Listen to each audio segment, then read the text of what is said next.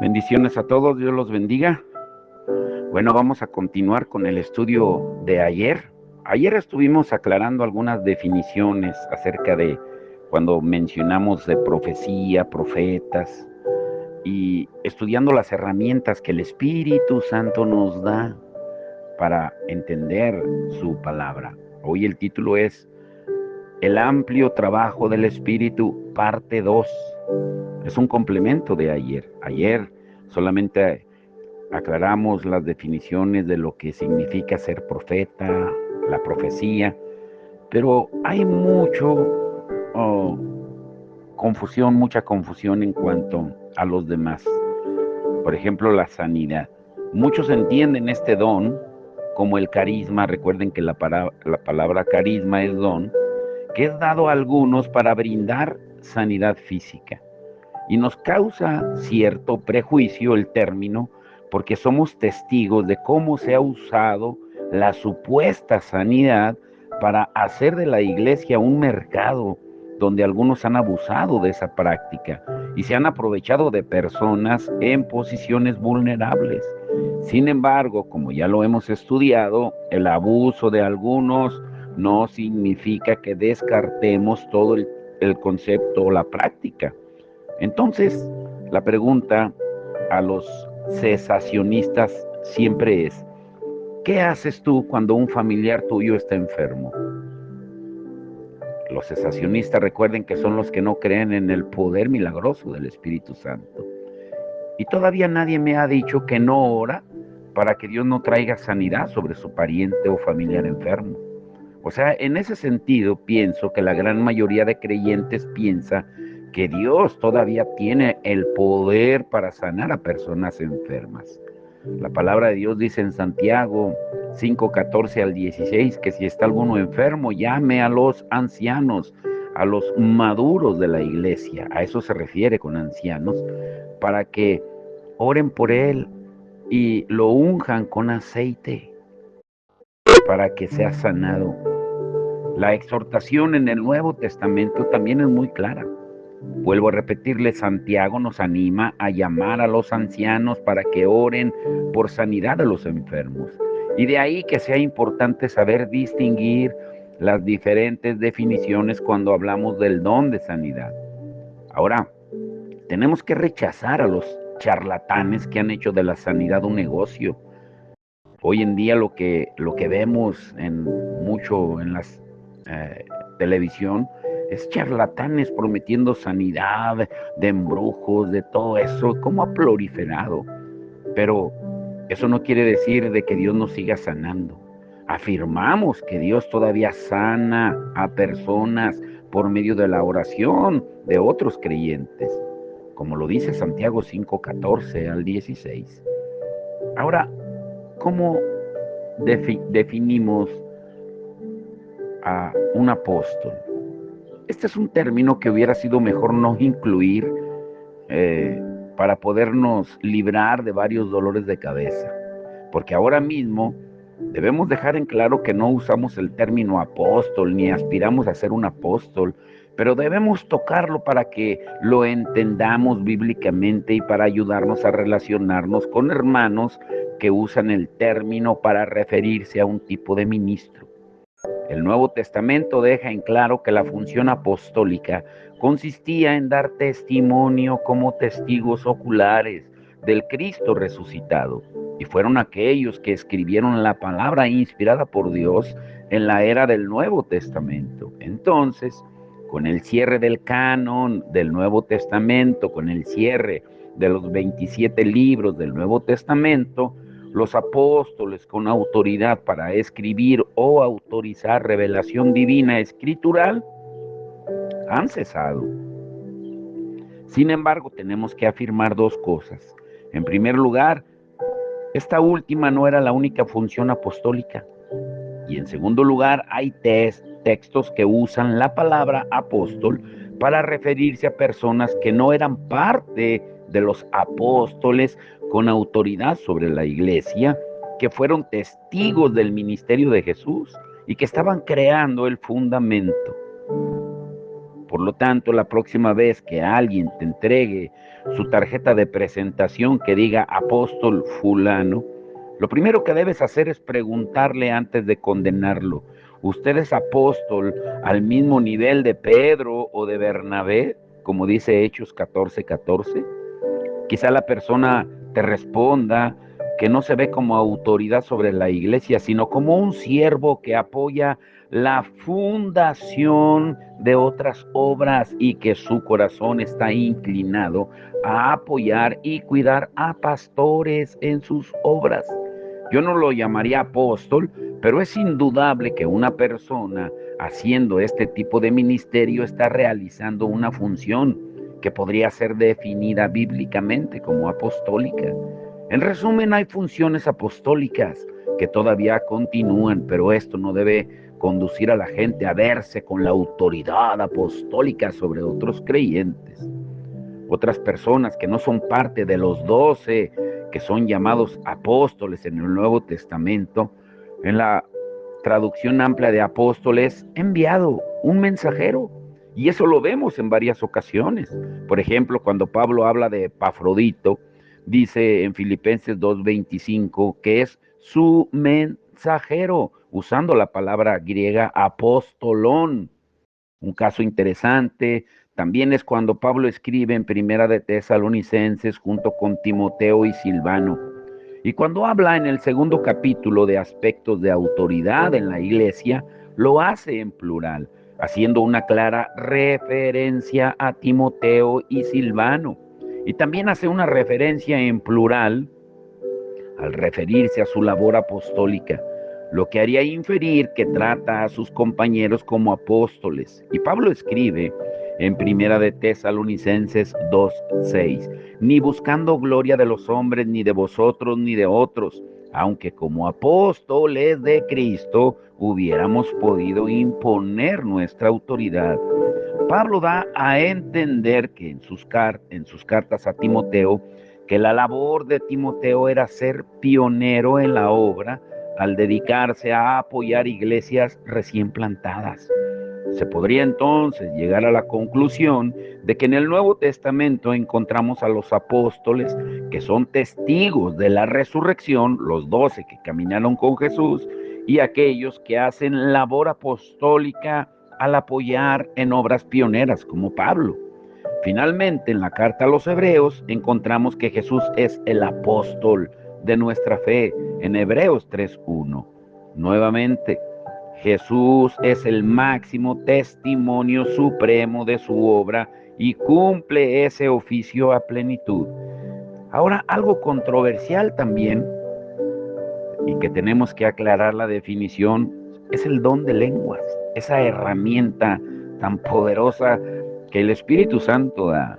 Lo único que voy a decir en este espacio sobre las lenguas es que no deberían ser controversiales si se practican conforme a la enseñanza bíblica. Eso ya lo hemos estudiado anteriormente. Vuelvo a repetirles, en la página de Creo en Ti, Iglesia, en YouTube, en Facebook, hay más de 680 estudios que pueden oír y compartir para que entendamos más acerca de esto. Pero lo único que vamos a decir en este espacio sobre las lenguas, vuelvo a repetirles, es que no deberían ser controversiales si se practican conforme a la enseñanza bíblica.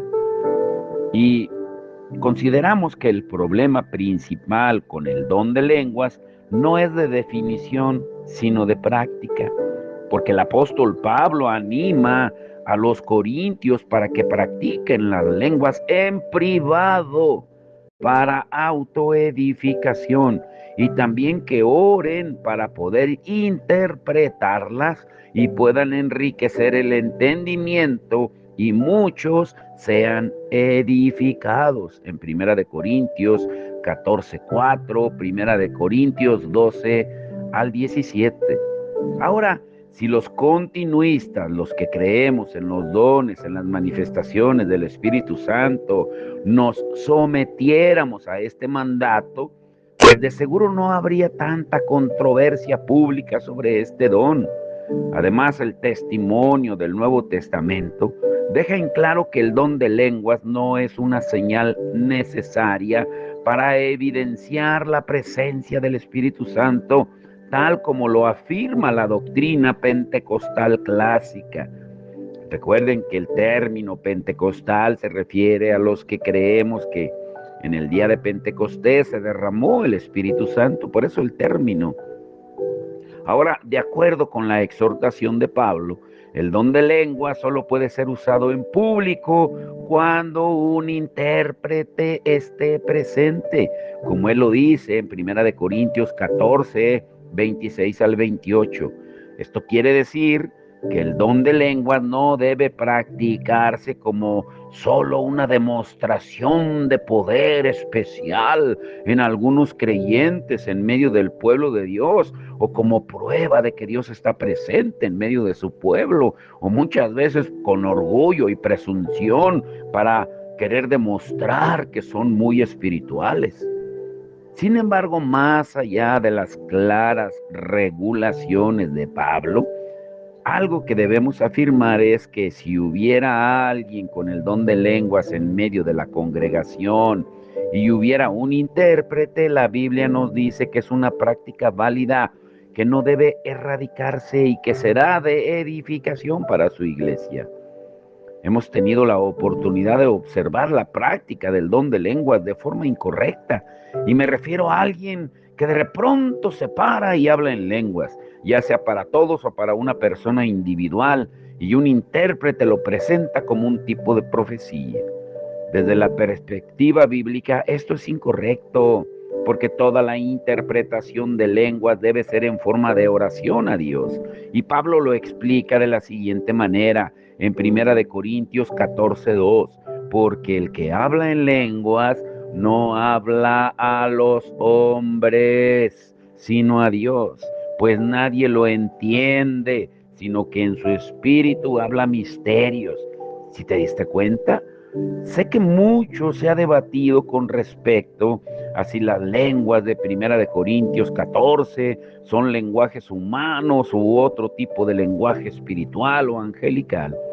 Pero si consideramos la lectura simple de los capítulos de 1 Corintios 12 hasta el capítulo 14 de la carta de Pablo, demuestra que el apóstol se refiere a un lenguaje no humano, a diferencia de las lenguas que se hablaron en Pentecostés en el capítulo 2 de Hechos, cuyo propósito era misional, porque había gente de varias nacionalidades ahí, o sea, que venían de varias naciones, perdón, judíos de varias naciones, entre 13 y 14 naciones. Y en esta carta de 1 Corintios parece ser que el objetivo principal es la autoedificación. Además, la composición cultural de la iglesia de Corinto debería ser parecida a la de Jerusalén durante Pentecostés. Corinto era una ciudad cosmopolita, era un puerto donde había gente de muchos trasfondos culturales. Si las lenguas habladas eran humanas, pues lo más probable es que hubiera alguien que pudiera interpretarlas. El punto de Pablo es que estas lenguas son sobrenaturales y requieren de un acto sobrenatural, no de una simple habilidad que permite conocer un lenguaje para interpretarlo. Por el contrario, estas interpretaciones deben ser en un lenguaje que muestra que uno se está dirigiendo a Dios en oración. La intención y el deseo de nuestro corazón para con todos los que oyen y escuchan es que antes de que se conviertan en un Martín Lutero de las redes sociales que denuncian las herejías de otros hermanos, lo primero que deben hacer es entender cuál es la definición que la persona le da al término que está en conflicto. Y quizás lo que para uno es profecía, pues para otro es solo una carga en su corazón. Lo que para algunos es sanidad, para otros es simplemente orar por un enfermo. Lo que para uno es ser apóstol, pues para otros puede ser un obispo, un supervisor. Si nos disponemos a preguntar con humildad, entonces estaremos reflejando el carácter de Cristo y estaremos dando espacio a otros creyentes que podrían estar interpretando la Biblia de forma diferente, pero que sabemos que lo están haciendo de forma responsable. Si hacemos preguntas con humildad y dejamos que otros nos pregunten y respondemos con esa misma actitud, pues también podemos entrar en un diálogo fructífero que permitirá que todas las partes puedan ser edificadas. Y como ya lo dijimos antes, la unidad del Espíritu a la que todos estamos llamados se ha fortalecido. Ahora, aquí viene la parte esencial. ¿Cómo usar las herramientas correctamente? Recuerden que el título de hoy es El amplio trabajo del Espíritu, parte 2. Muchas veces usamos las herramientas del Espíritu de forma incorrecta. Yo reconozco que no soy una persona muy diestra en los temas de construcción y de reparación en la casa. No, se me dificulta todo. Mi esposa es más hábil en eso. La verdad es que no soy muy aficionado a ese tipo de tareas y tengo que reconocer que no la disfruto porque prefiero pasar mi tiempo libre leyendo en lugar de estar reparando o instalando cosas en la casa.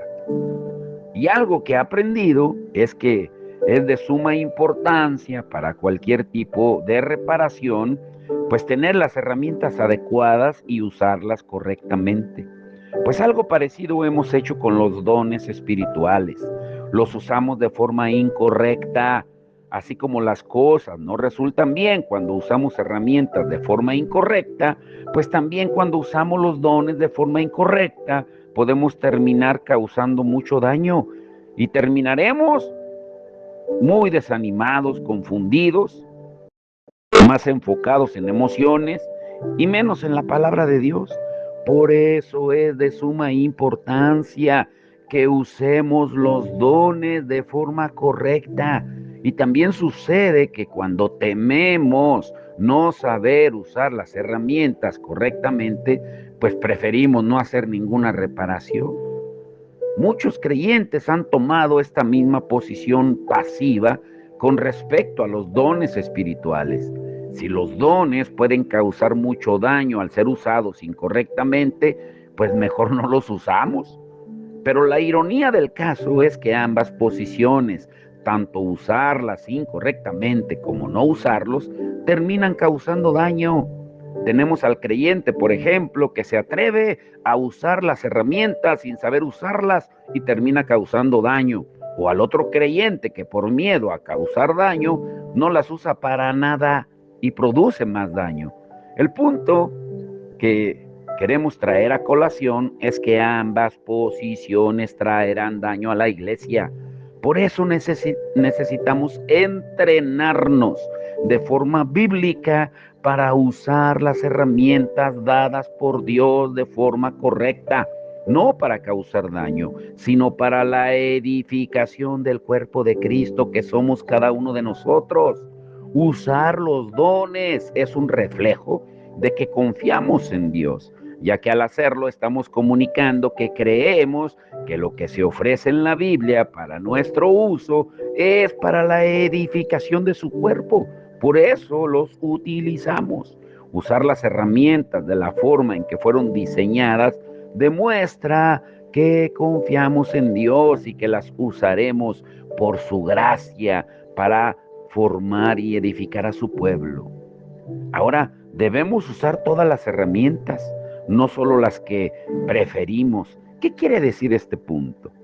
Que otro de los problemas que podemos ver con respecto al uso de las herramientas para las tareas en casa es que creemos que solo basta, por ejemplo, con un martillo para solucionarlo todo. Es como si tuviéramos una herramienta de preferencia por sobre todas las demás y que pensáramos que las demás son innecesarias. Pues en el mismo sentido, uno de los problemas principales que observamos con respecto a este tema es que la iglesia se ha enamorado de ciertos dones que parecen ser más importantes por ser extraordinarios. Muchos creyentes, por ejemplo, enfatizan el don de lenguas, de profecía y manifestaciones milagrosas y olvidan otros dones que la Biblia presenta como parte de los carismas de Dios, de los dones que da el Señor. La iglesia de Corinto tenía ese problema al crear castas, niveles espirituales, según ellos, entre comillas, dependiendo de quién profetizaba o hablaba en lenguas, pero negaban los dones menos extraordinarios. Y este era un problema serio. Pero por otro lado, los hermanos que piensan que estos dones han cesado, pues terminan cometiendo el mismo error al no enseñar los otros dones por temor a tener que dar explicaciones sobre los llamados dones sobrenaturales. Tenemos que apreciar y abrazar el amplio trabajo del Espíritu Santo por medio de los dones espirituales, sin importar cuál es nuestra posición en cuanto a los dones sobrenaturales. Debemos considerar que Dios trabaja de forma sobrenatural a través de formas y operaciones que parecieran sumamente ordinarias. Y Pablo presenta en Romanos una lista de dones que pocas veces los estudiamos en la iglesia, porque vuelvo a repetir, nos inclinamos por los dones que parecen ser más extraordinarios, sobrenaturales, y otros parecen muy comunes y corrientes. Miren lo que dice Romanos 12, 6 al 8. Pero teniendo dones que difieren, que son diferentes, según la gracia que nos ha sido dada, usémoslos. Escuchen, si el de profecía, úsese en proporción a la fe. Si el de servicio, en servir. O el que enseña, en la enseñanza. El que exhorta, en la exhortación. El que da, con liberalidad. El que dirige, con diligencia. El que muestra misericordia, con alegría.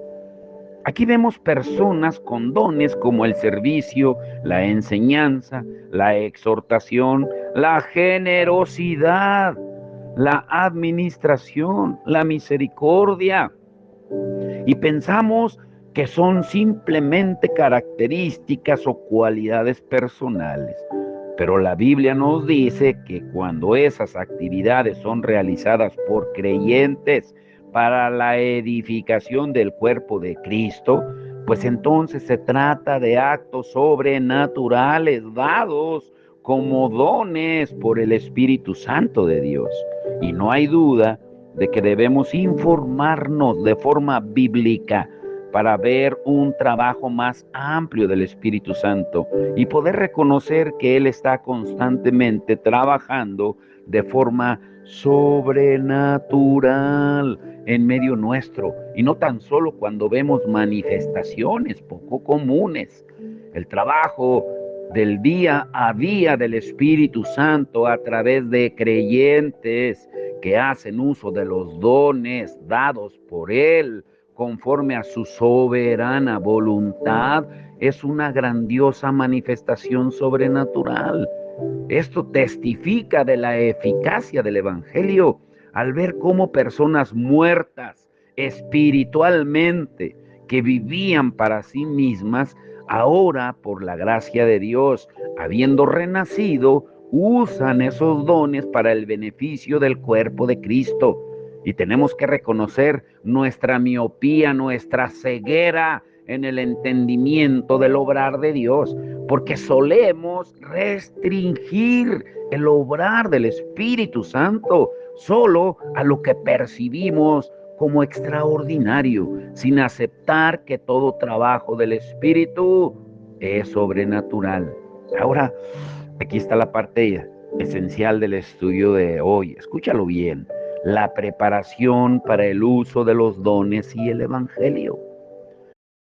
Cuando vemos los dones a través del lente del Evangelio, nos damos cuenta de que la posibilidad de utilizar habilidades dadas por Dios para ser partícipes del trabajo de edificación de la iglesia, es una obra de gracia divina y por consiguiente es completamente sobrenatural.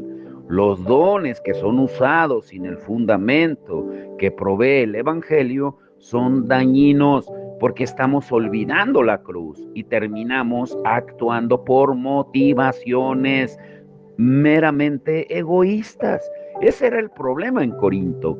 Por eso Pablo les escribió en Primera de Corintios 2:2, pues nada me propuse saber entre vosotros, excepto a Jesucristo y a este crucificado. Es como si el apóstol Pablo les estuviera diciendo que todos los temas sin distinción que va a tocar en su carta tienen que ver con el Evangelio, incluyendo los dones espirituales. Cuando los dones son usados para edificación de la iglesia, todos ellos están preñados del Evangelio porque salen de un corazón redimido que desea bendecir a otros, porque él mismo ha sido bendecido. Ahora, para aclarar a los que son nuevos escuchando estos devocionales, porque se están agregando más. La palabra iglesia, recuerden que es los del camino, los que salen afuera. Es un grupo de creyentes. A eso se refiere iglesia. Iglesia no se refiere a un edificio, a una catedral. La iglesia somos cada persona que hemos sido redimidos por la sangre de Cristo. Esa es la definición de iglesia. Y esa es la razón por la que Pablo los exhorta en Romanos a usar los dones en Romanos 12:6. Usémoslo para edificación de la iglesia.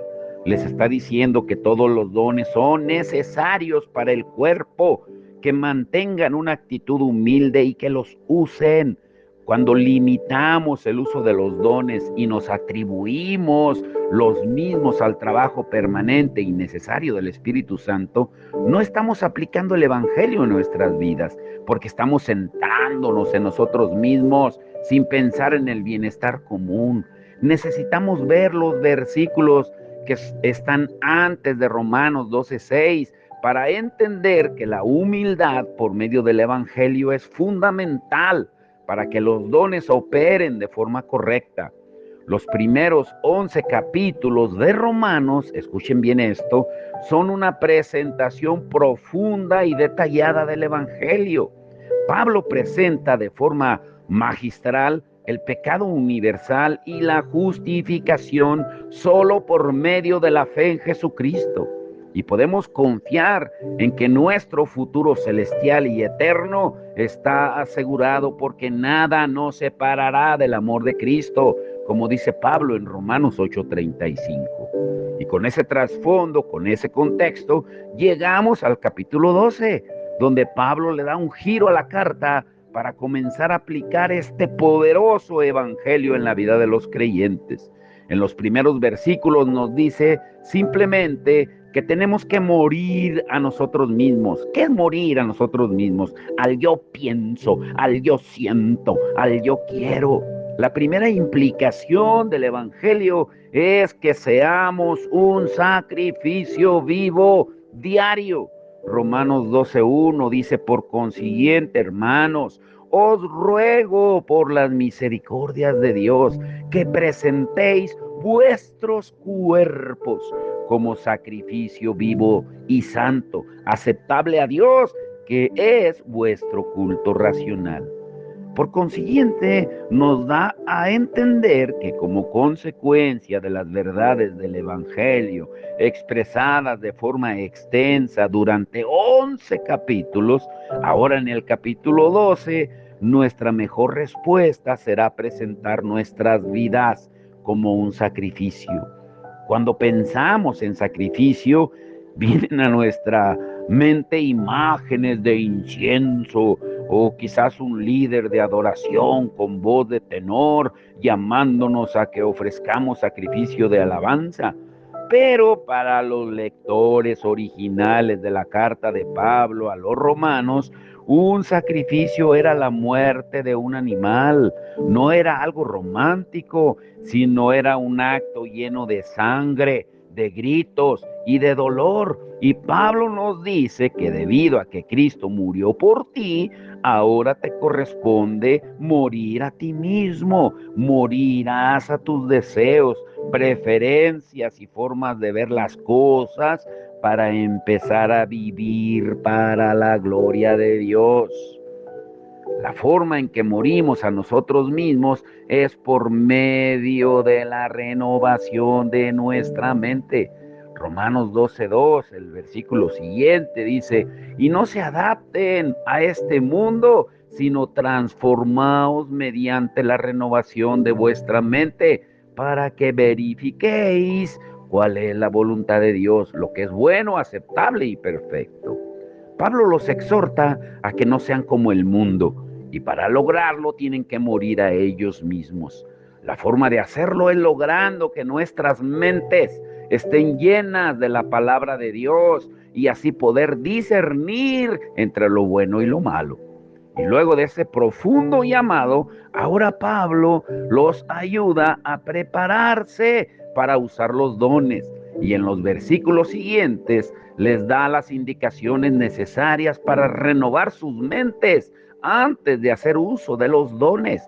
Y Pablo entiende que sin rendición y muerte a nosotros mismos, sin la renovación de nuestras mentes con la palabra de Dios, no usaremos los dones para edificación de la iglesia y la gloria de Dios, sino que terminaremos usándolos para nuestro propio beneficio. Un caso notable de esto último es el de Simón el Mago. Lean su historia en Hechos 8, del 9 al 25, quien quería comprar los dones. Y si no consideramos y aplicamos los primeros 5 versículos de Romanos 12, antes de usar los dones, lo más probable es que usaremos mal las herramientas de Dios y causaremos mucho daño. Y los dejo con esta escritura y mediten. Romanos 12, 3 al 5. Porque en virtud de la gracia que me ha sido dada, digo a cada uno de vosotros que no piense más alto de sí que lo que debe pensar, sino que piense con buen juicio, según la medida de fe que Dios ha distribuido a cada uno. Pues así como en un cuerpo tenemos muchos miembros, pero no todos los miembros tienen la misma función, así nosotros, que somos muchos, somos un cuerpo en Cristo e individualmente miembros los unos de los otros. Romanos 12, 3 al 5. Pablo exhorta a que las mentes sean renovadas de la siguiente forma. Ahora, dice, no pensar más alto de sí mismos. Estamos lidiando con el corazón. Y número 2, todos somos partes de un mismo cuerpo y estamos lidiando con la motivación. Ahora te quiero preguntar esto. ¿Cuál es la mayor lucha en nuestro corazón? La mayor lucha en nuestro corazón que impide el trabajo del Espíritu Santo. Uy, esto va a estar emocionante el día de mañana. Piensa en eso. Mañana lo analizaremos. Pero por hoy vamos a darle gracias al Señor y que a través de la palabra Él nos enseñe el amplio trabajo del Espíritu y que no tengamos más alto concepto de nosotros mismos que el que debemos tener. No hay supermanes, ni hay mujeres maravillas en Cristo. Todos somos uno.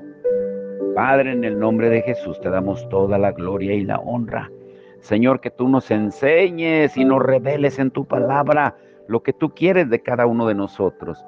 Y tu palabra lo define claramente en Romanos 8:29, que seamos formados a la imagen de tu Hijo Jesucristo. Y esto quiere decir en carácter, en humildad, en bondad, en amor, mansedumbre, templanza, dominio propio, en el mostrar el fruto del Espíritu, no solo los dones, porque puede haber gente que tenga dones espirituales, pero no fruto del Espíritu, no tener el carácter de Cristo. Puede haber gente que tenga el carácter de Cristo y no tener dones. Y lo hemos visto con Juan el Bautista, que no hizo ningún milagro, pero tenía el carácter de Cristo. Y podemos ver a otro, Judas Iscariote, que caminó con Jesús 3 años y medio, que tenía dones, porque dice Mateo 10, que a él le fue dado poder y autoridad para echar fuera demonios, para predicar, para sanar a los enfermos, pero no tenía el carácter de Cristo, que terminó incluso traicionándolo y suicidándose. Podemos ver ejemplos claros en la Biblia de gente que puede ser usada por Dios, pero no tener el carácter de Dios, o gente que tenga el carácter de Dios y no tener el poder sobrenatural de Dios. Pero ¿por qué no tener los dos? ¿Por qué no anhelar los frutos y los dones del Espíritu que solamente pueden venir por medio de Él? Por eso ese consolador, ese ayudador, tú prometiste que no lo darías y que convenía que tú te fueras. Y cuando ascendiste al cielo diste la orden: no se muevan hasta que venga el Espíritu Santo y sean llenos de su poder. Hoy te damos toda la gloria y la honra en el nombre de Jesús. Amén y amén.